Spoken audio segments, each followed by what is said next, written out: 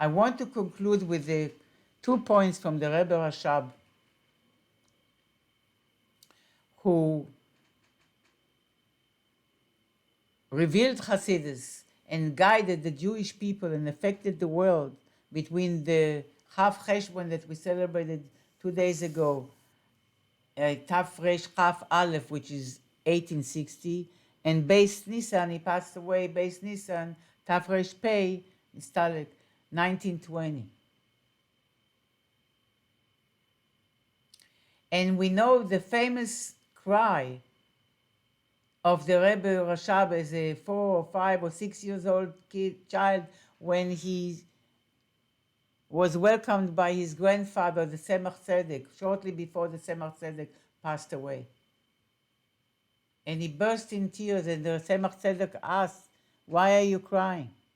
And he said that his Melamed told him that Hashem revealed himself to Avram Avinu. Why he doesn't reveal to me? I also want Hashem to reveal to me.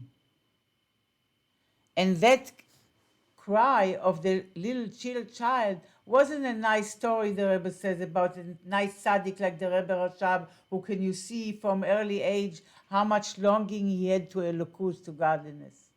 No, you're talking about a story that many of them were not told to us. A story that reached us from the Beis Harav.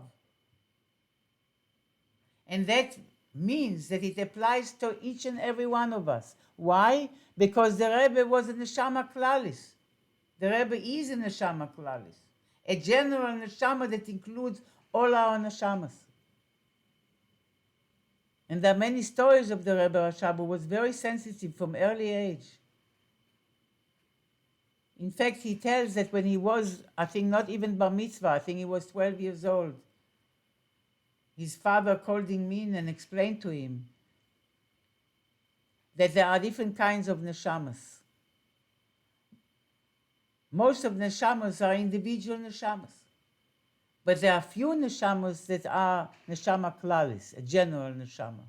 And then the Rebbe Maharash turned to him. I think it was either the Maharash or the Tzemach Tzedek. I think it was his father. The Rebbe Maharash turned to the Rashab when he was 12 years old, and he said, "You are a neshama klalis."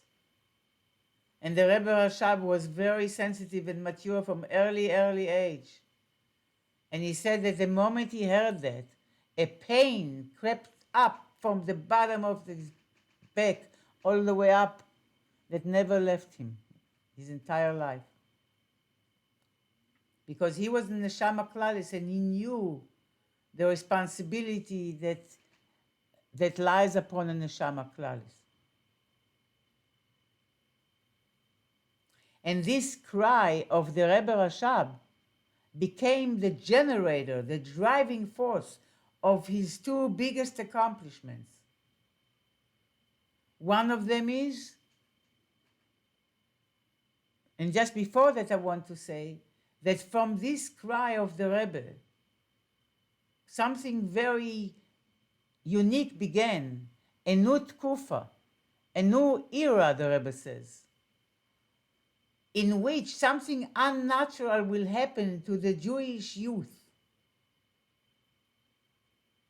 And we know that it's not the nature of a child, and to be educated, and because of that, it's the nature of education, according to the teaching to the Rambam as well, that you can't jump and in the early age to train the child to do Yiddishkeit Lishma. And therefore, you bribe a child, you give him candies, you give him raisins, you give him almonds, who knows what to make it pleasant for him. Eventually, when he matures, he will do mitzvahs and he will learn Torah Lishma for its own sake, not for any agendas, not for any personal interest. Here, there is a child who is a little tiny child who cries, not because he wants any candies. He wants a lukus. And the Rebbe said that began a new era, that we have to look at little children. And children, I don't think the Rebbe said it in that Farbrengen, but in many Farbrengens the Rebbe said that the age of a person is not the age on the passport. A child could be a spiritual child. But especially children, the Rebbe says, we need to look at them now completely differently. because now it can be that the child can desire and long for Elokus itself from early age and cry to the extent that he will cry, why Hashem doesn't reveal to me? And for that sake, that our generation, even the youth, the Rebbe teaches us, they don't want chitzonius, they don't want superficial explanation. They want pnimius, they want truth. They are seeking the divine truth. They are thirsty for it, they are ready for it.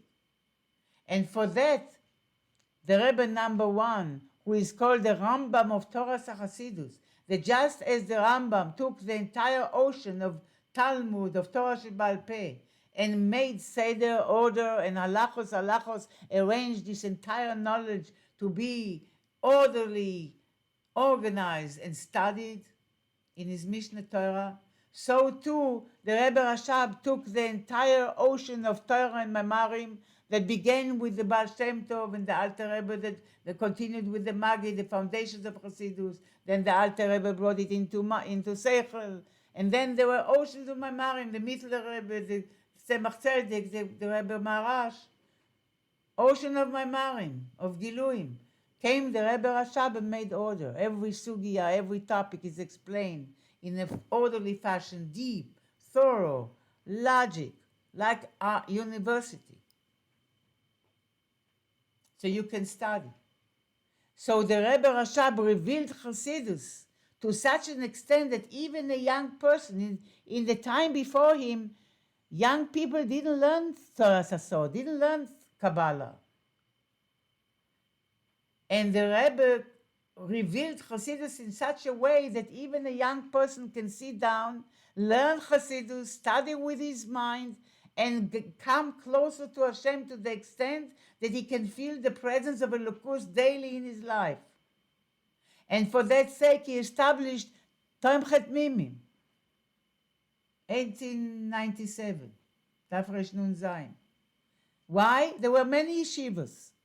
But the Rebbe said we want to create this connection, this unification between the Pnimius and the Nigle. Torah Hashem Tmima, and therefore the Tmimim will learn Pnimius HaTorah as well. They will learn Nigle all day, but in the morning and the night, they will learn Chassidus as well and Kabbalah as well, and combine them both. And this was yeshiva for young people. That starting from the Rebbe Rashab, young people began to study Torah Sasod, the Pnimus HaTorah, in an orderly, methodical, rational fashion. So this is the Kufa of Geula that began with the Rebbe Rashab, affected the consciousness of our generation, including the young people who are showing Mesiras Nefesh, which is, by this I will end, that this was the answer of the Tzemach Tzedek, just before he passed away, to his young grandson, who was going to become a Rebbe. Why Hashem doesn't reveal himself to me? Because if a tzaddik, and a tzaddik, a yid, the Rebbe said, in other version, a yid, a tzaddik, who is 99 years old, is resolving to circumcise himself, he is deserving that Hashem will misgale to him.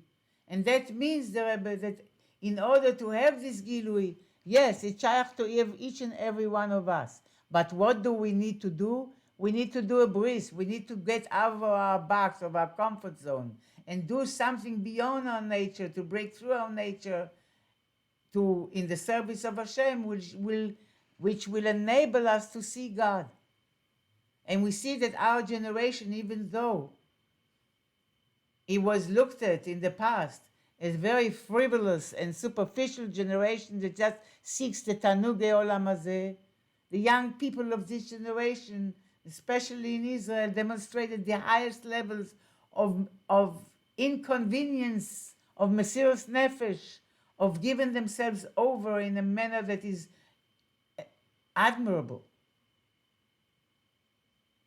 And for this chus, we should see the prediction of the Baal Shem Tov, who met Mashiach himself, who told him, Masai Kasima, when Yafutzu Manasecha, Chutza, all the Mayanos will spread out, and especially through the young generation that will internalize this the truth of Torah in a very authentic way, in a deep way, in a pure way, Bageula Mitzvah Shlema, with the completion of the Shlichus of Mashiach to redeem the entire Jewish people internally and physically, and the entire world should become the home of Hashem.